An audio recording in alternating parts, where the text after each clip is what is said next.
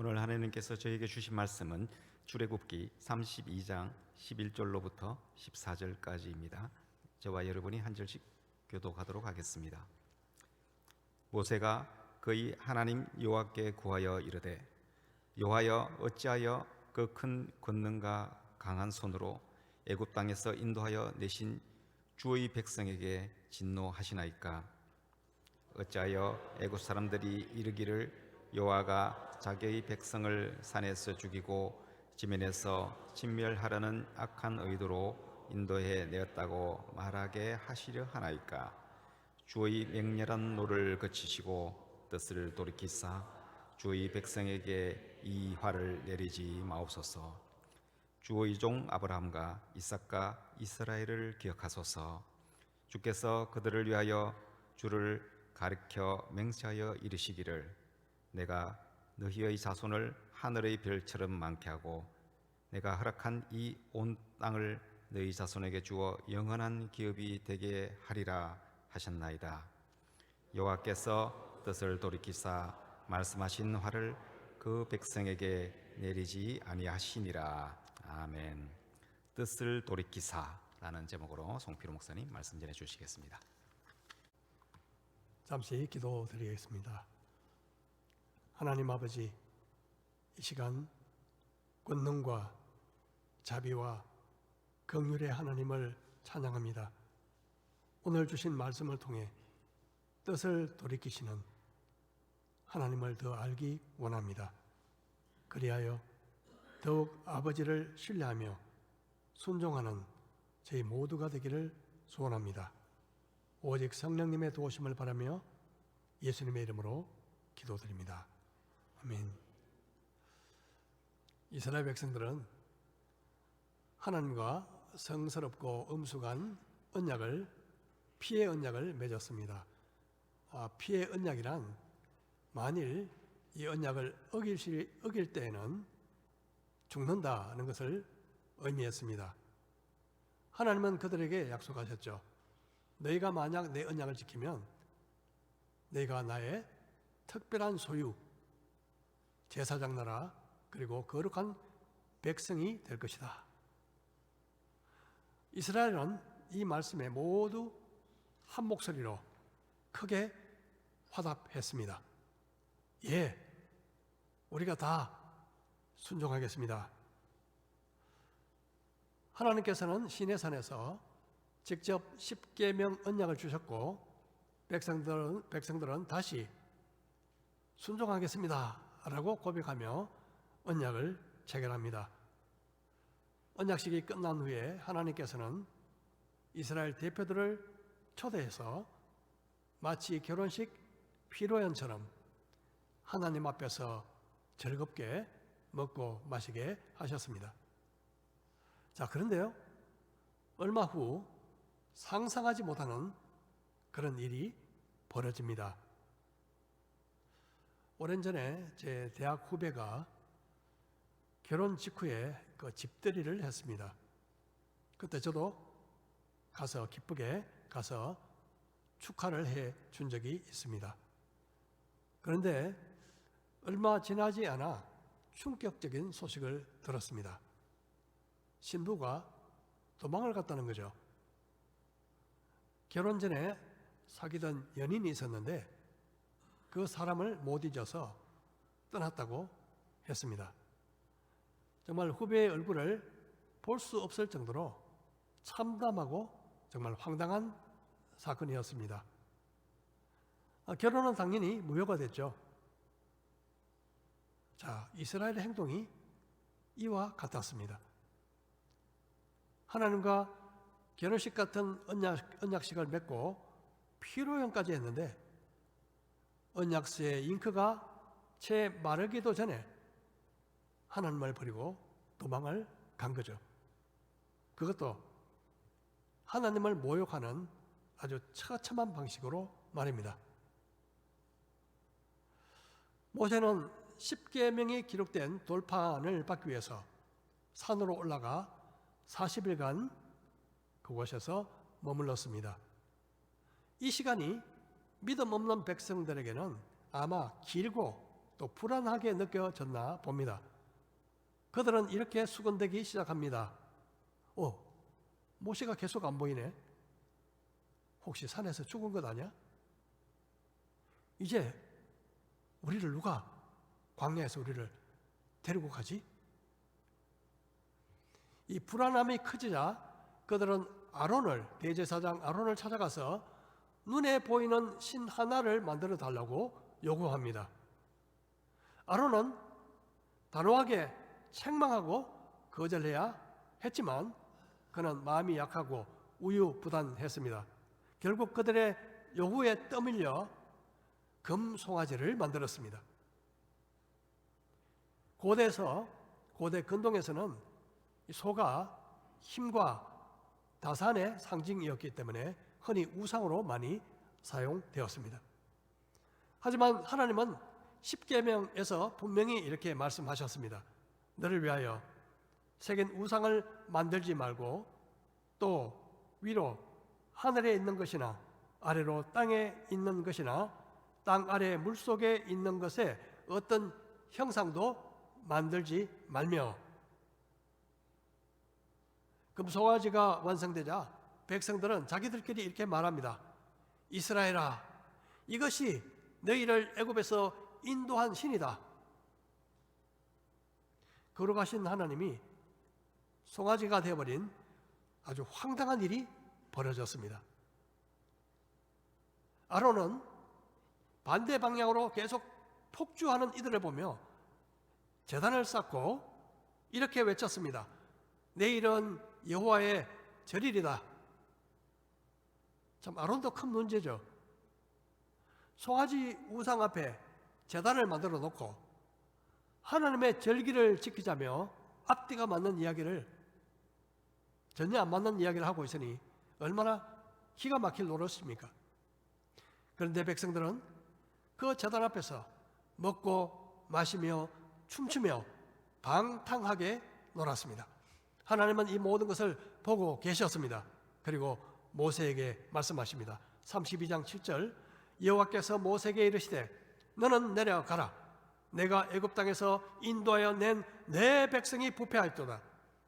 그들이 내가 그들에게 명령한 길을 속히 떠나 자기를 위하여 송아지를 부어 만들고 그것을 예배하며 그것에게 제물을 드리며 말하기를 이스라엘아, 이는 너희를 애굽 땅에서 인도하여 낸 너희 신이라 하였도다.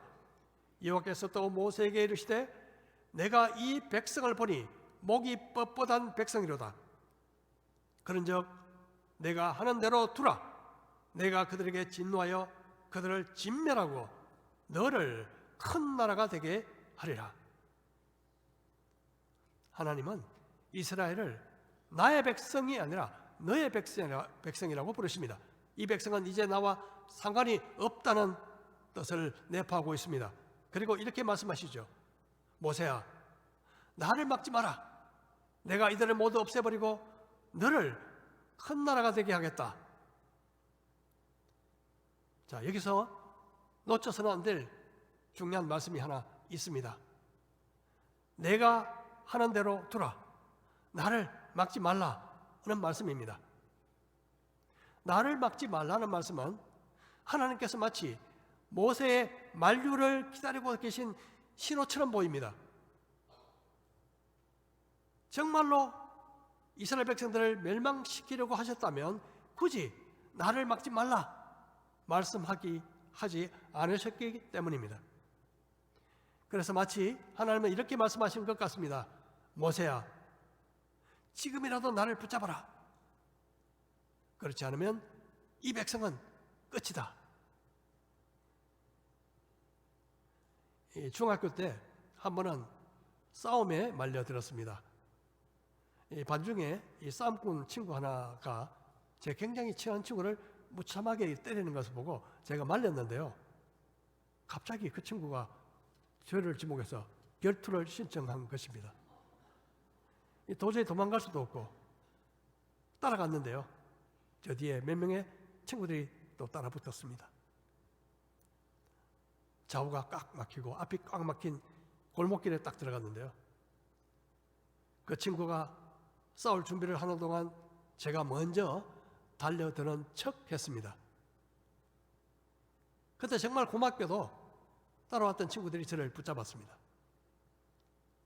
겉으로는 야, 붙잡지 마, 놔라, 이렇게 큰 소리를 치며 허공에다가 주먹을 마구 휘둘렀는데요, 사실 겁이 나서 한 발자국도 나가지 않았습니다.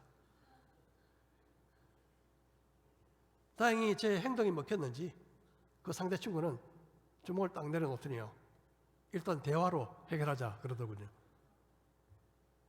겉으로는 전혀 표시내지 않았지만 속으로 얼마나 다행이라고 생각했는지. 그날은 그렇게 싱겁게 끝났고 그 뒤로 아무 일도 없었습니다. 자, 물론 하나님은요, 힘이 없으신 분이 아니라 오히려 전능하신 분이십니다.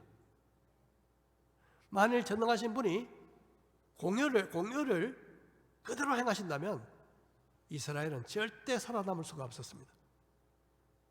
그 결과는 너무나 참혹한 일이었기 때문에 누군가 하나님을 붙잡기를 원하셨던 것 같습니다.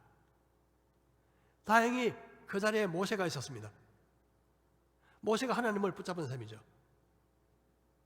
어떻게? 기도를 통했어요. 모세는 흥분하지도 않았고 감정적으로 기도하지도 않았습니다. 그는 아주 논리적인 방법으로 기도를 시작합니다. 그가 드린 기도의 핵심은 세 가지로 볼 수가 있습니다. 첫 번째는 이스라엘 백성들은 하나님께서 친히 애굽에서 구원해낸 하나님의 백성이 아닙니까? 두 번째는요, 하나님께서 그들을 멸하시면 애굽 사람들이 하나님을 나쁜 하나님이라고 욕할 것입니다. 죽이려고 광야에 끌어냈다. 세 번째는 하나님께서 이미 그들 자손을 번성하게 하고 땅을 기업으로 주겠다고 조상들에게 이미 맹세하지 않으셨습니까? 아주 논리적이죠. 기도는 때로는 감정을 쏟아놓는 기도도 있지만 이처럼 차갑고 논리적인 기도도 있습니다. 우리는 보통 뜨겁게 드리는 기도를 하나님이 더 잘 응답하실 거야, 하나님이 더 잘 들으실 거야, 그렇게 착각할 때가 있습니다. 눈물을 많이 흘릴수록 하나님이 감동하실 거라고 생각하죠. 물론 기도는 감정이 필요합니다. 기도에 열정이 있으면 기도가 쉬워집니다. 하지만 때로 기도가 냉랭할 때도 하나님은 기도를 들으십니다. 열정적으로 기도하는 것보다 더 중요한 것은 하나님의 뜻을 따라 기도하는 것입니다. 모세의 기도는 감정적이진 않았지만 하나님의 영광과 하나님의 약속에 호소한 냉정한 기도였습니다. 저는 요사이 이 모세의 기도를 많이 배우고 있습니다. 얼마나 기도가 편한지 모릅니다. 기도에 뜨거운 열기가 없어도 기도할 수 있고, 기도에 감정이 별로 없어도 하나님이 응답하신다는 사실이 저로 하여금 기도하는 일에 큰 격려가 되고 있습니다. 하나님의 신실하신 약속을 붙잡으면 그런 기도를 할 수 있습니다. 하나님은 결국 모세의 기도를 들으셨습니다. 14절, 여호와께서 뜻을 돌이키사 말씀하신 화를 그 백성에게 내리지 아니하시니라. 하나님은 뜻을 돌이키셨습니다. 오늘 설교 제목이 뭐죠? 뜻을 돌이키사. 사실 하나님의 한없는 자비와 긍휼의 마음이 이 짧은 한 문장에 담겨져 있습니다. 뜻을 돌이키사. 모세는 산 아래로 내려와 이 타락한 백성들의 모습을 보고 10계명 돌판을 산 아래로 던져 깨트려 버립니다. 단순히 분노했기 때문이 아니라 이스라엘 백성들이 언약을 파기했기 때문에 언약 문서도 함께 모효가 된 것을 보여준 것입니다. 모세는 금송아지를 불에 태워 아마 금으로 이렇게 많이 도금처럼 입힌 것 같습니다. 태우고 티끌이 되도록 갈아서 물에 태워 백성들에게 마시게 합니다. 우상이 아무것도 아니라는 것을 그들에게 알려주는 행위였습니다. 그리고 이 사태를 만든 아론을 꾸짖자 아론은 백성들에게 책임을 떠넘기며 변명합니다. 아론은 큰 죄를 지었지만 모세의 중보기도로 살아남습니다. 이날 우상 숭배에 직접 관여한 사람 3,000명 정도가 죽임을 당했습니다. 우상 숭배는 하나님의 큰 진노를 불러옵니다. 하나님은 죄에 대해서 단호하십니다. 죄를 깨끗하게 정리하지 않고 하나님의 긍휼을 구하는 것은 모순입니다. 우리가 마음에 죄를 품으면 하나님은 우리의 기도를 듣지 아니하실 것입니다. 죄를 용서한다고 해서 죄까지 포용하는 것은 아닙니다. 모세는 다시 산 위로 올라가 하나님께 중보 기도를 이렇게 드립니다. 모세가 여호와께로 다시 나아가 여짜오되 슬프도소이다. 이 백성이 자기들을 위하여 금신을 만들어 싸우니 큰 죄를 범하였나이다. 그러나 이제 그들의 죄를 사하시옵소서. 그렇지 아니하시오면 원하건대 주께서 기록하신 책에서 내 이름을 지워버려 주옵소서. 모세는 이번에는 자기의 감정을 쏟아 놓습니다. 슬프도소이다. 슬프다. 그렇게 하나님께 고백하고 있습니다. 백성들이 저지른 큰 죄를 고백하면서 마치 피를 토할 것 같은 그런 기도를 드립니다. 만일 하나님께서 이 백성들의 죄를 용서하지 아니하신다면 내 이름을 생명책에서 지워달라고 그렇게 기도한 것입니다. 여러분, 이 기도보다 더 비장한 기도가 있을까요? 바울도 이렇게 고백합니다. 나의 형제 곧 고륙의 친척을 위하여 내 자신이 저주를 받아 그리스도에게서 끊어질지라도 원하는 바로라. 내가 지옥불에 들어가더라도 내 동족 이스라엘 백성들이 구원받기를 원합니다 하는 그런 처절한 고백입니다. 종교개혁 시대에 존 낙스는 스코틀랜드의 피해 여왕 메리가 개신교 신자 학살 명령을 내리자 그런 밤을 새우면서 이렇게 기도했습니다. 하나님, 제게 스코틀랜드를 주시옵소서. 아니면 죽음을 주옵소서. 저는 이런 기도를 흉내내기도 어려울 것 같습니다. 하지만 이런 마음으로 영혼들을 위해서 기도하는 것을 배우고 싶습니다. 결국 하나님은 모세의 기도를 들으셨습니다. 남의 죄 때문에 자기 이름이 지어줄 수는 없습니다. 사실 하나님께서는 모세야, 너의 이름을 지으느니 차라리 이 백성들을 용서하겠다, 그런 뜻을 보여주시는 듯 합니다. 여러분, 명심해야 될 사실이 있습니다. 용서하신다고 해서 그들이 받을 벌까지 면제하는 것은 아니다는 것입니다. 만일 우리가 하나님 앞에 죄를 범하고 진심으로 하나님께 용서를 구한다면 하나님은 용서하십니다. 그렇지만 죄에 대한 징계가 따릅니다.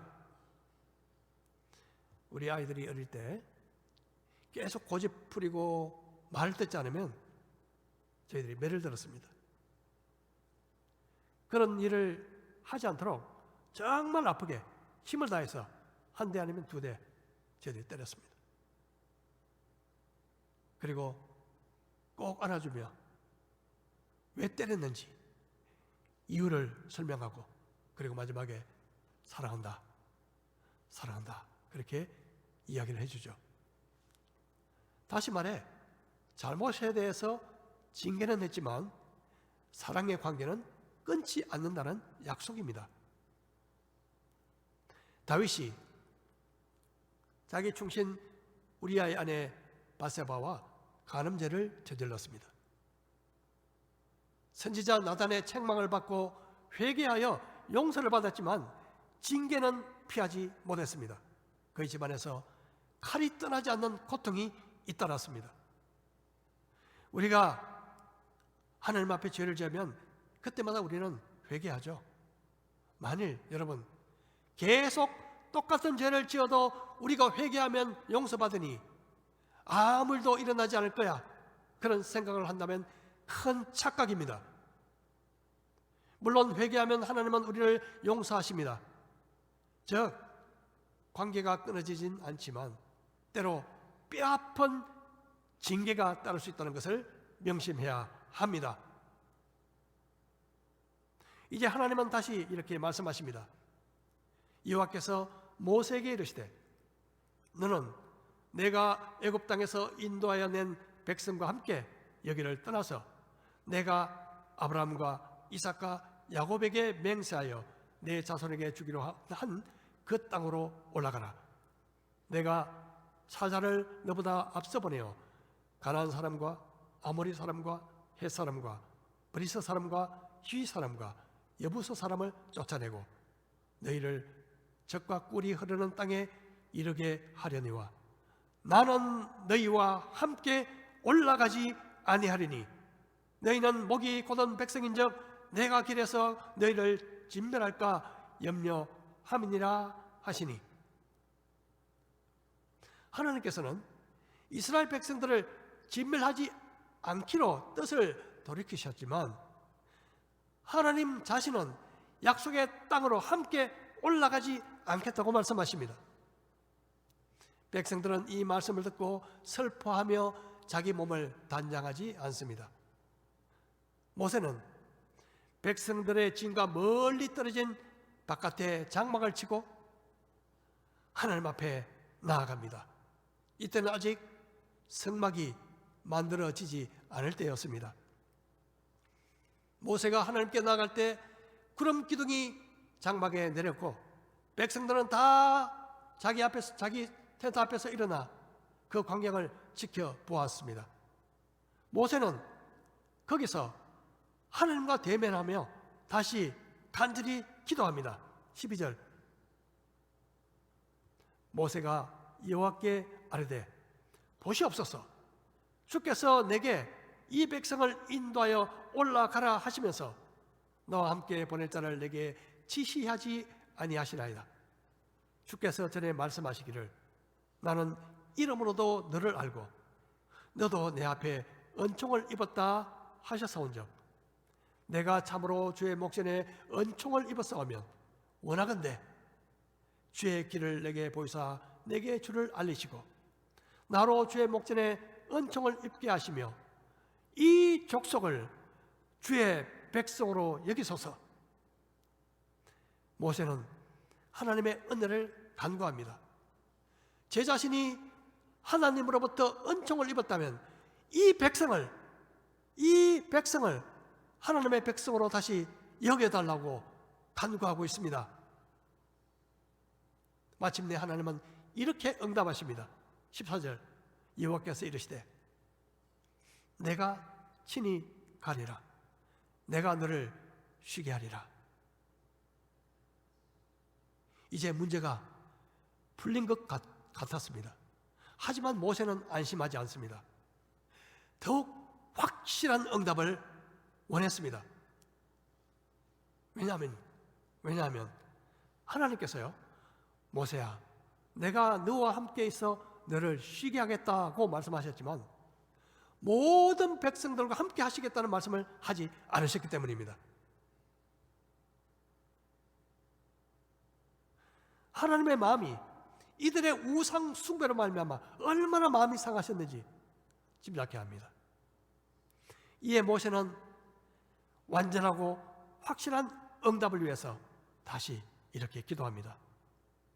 모세가 여호와께 아뢰되 주께서 친히 가지 아니하시려거든 우리를 이곳에서 올려 보내지 마옵소서. 나와 주의 백성이 주의 목전에 은총 입은 줄을 무엇으로 알리이까?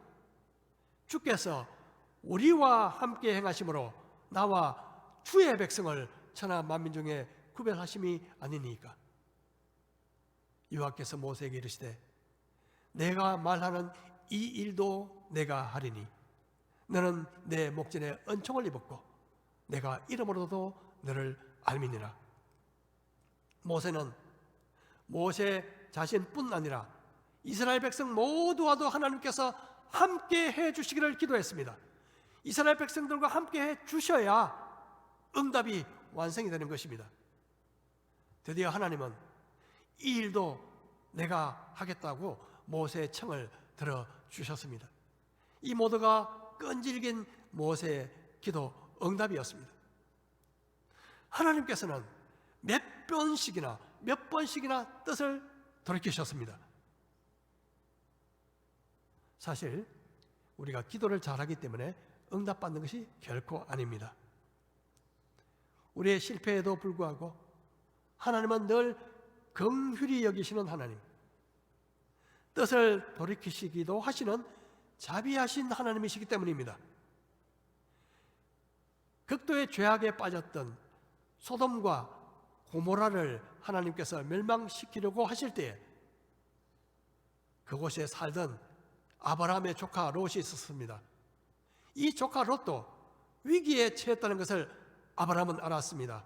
그래서 그는 하나님께 이렇게 기도합니다. 아브라함이 가까이 나아가 이르되 주께서 의인을 악인과 함께 멸하려 하시나이까? 그 성중에 의인 50명이 있을지라도 주께서 그곳을 멸하시고 그 의인 50의인을 위하여 용서하지 아니하시리까? 아브라함은 그 속에 의인 50명이 있으면 이들을 생각하셔서 용서해달라고 기도하고 있는 것입니다.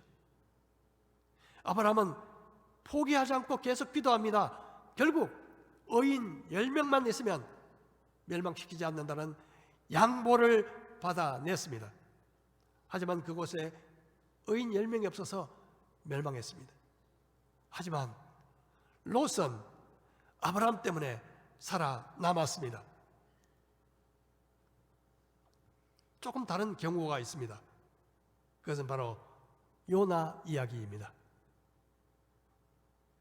요나는 적국이었던 아시리아, 북이스라엘 왕국을 멸망시켰던 그 아시리아가 멸망하기를 원했습니다. 하지만 하나님께서는 요나에게 적국의 수도 니느웨로 가서 회개 메시지를 전하라고 하셨습니다. 요나는 순종하기가 싫어서 도망치다가 고기 뱃속까지 들어갔다가 결국 돌아왔지만 그 일은 전혀 마음이 내키지 않는 일이었습니다. 적국에 가서 회개 메시지를 전하라. 그게 도대체 요나는 정말 하기 싫은 일이었죠. 니느웨 성은 사흘 동안 걸어야 할 큰 성이었습니다. 사흘 동안. 하지만 요나는 아주 무성의하게 딱 하루만 걸었습니다. 그리고 이렇게 짧은 메시지를 외쳤습니다. 40일이 지나면 니느웨가 망해요. 40일이 지나면 니느웨가 망합니다.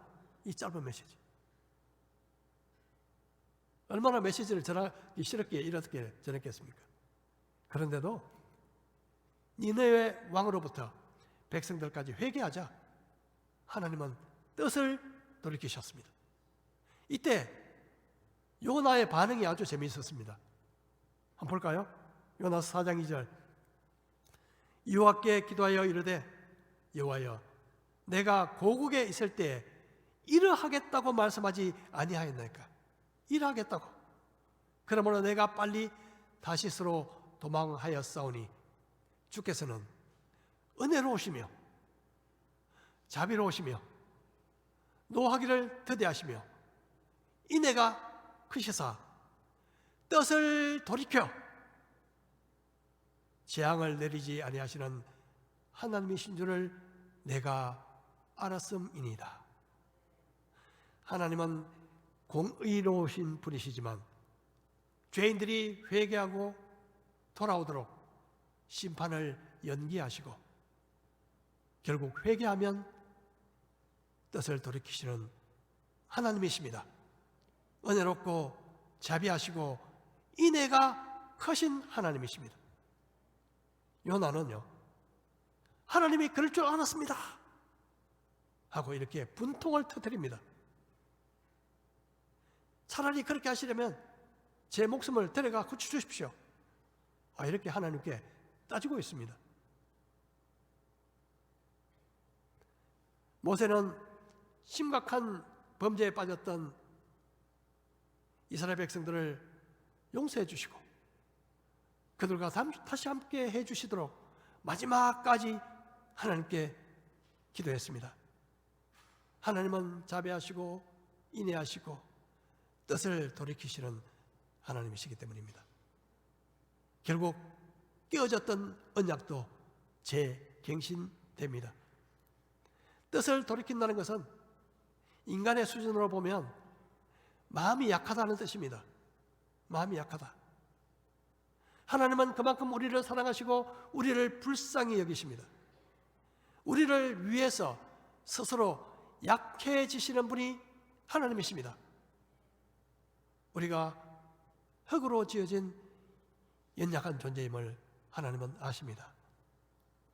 하나님은 우리의 죄에 대해 적극적으로 반응하시지 않으십니다. 회개하고 돌아오기를 바라고 기다리고 원하십니다. 만일 하나님의 공의대로 심판하신다면 저와 여러분, 이 자리에 있는 저와 여러분, 살아있는 사람이 아무도 없을 것입니다. 하나님은 자비와 긍휼이 풍성하신 하나님이시기에 이스라엘 백성처럼 치명적인 죄로 관계가 완전 파탄이 되어 끝난 것처럼 보여도 언제나 기회를 열어놓고 계십니다. 이것이 바로 하나님의 자비와 긍휼입니다. 여호와의 자비와 긍휼 때문에 우리는 망하지 않습니다. 유다 왕국이 말할 수 없는 죄악으로 바벨론 제국에 의해 처참하게 멸망당하고 백성들이 포로로 끌려가는 고통을 당할 때에 예레미야 선지자는 이렇게 고백합니다.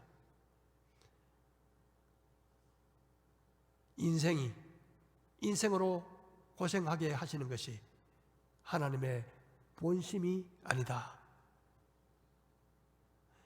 인생으로 고생하게 하는 것이 하나님의 본심이 아니다. 그리고 이렇게 고백하죠. 우리 같이 한번 읽어보겠습니다. 시작. 여호와의 인자와 긍휼이 무궁하심으로 우리가 진멸되지 아니함이니이다. 이것이 아침마다 새로우니 주의 성실이 크도소이다. 하나님의 긍휼이 심판을 이긴 가장 큰 사건이 십자가 사건입니다. 죽어야 마땅한 죄인을 위해 하나님의 아들이 십자가에서 피 흘리시고 매달린 사건이야말로 하나님의 사랑과 긍휼의 마침표인 것입니다.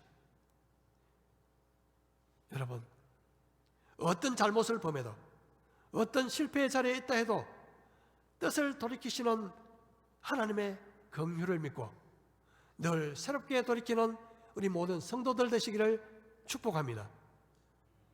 아무리 절망적인 상황이라도 모든 것이 끝난 것처럼 보여도 기도를 절대 포기하지 마십시다. 하나님은 뜻을 돌이키시는 긍휼의 하나님이시기 때문입니다. 오늘도 내일도 우리 모두 자비와 긍휼의 하나님을 의지하면서 모든 역경과 실패를 뛰어넘어 날마다 승리하시는 모든 성도들 되시기를 주의 이름으로 축복합니다.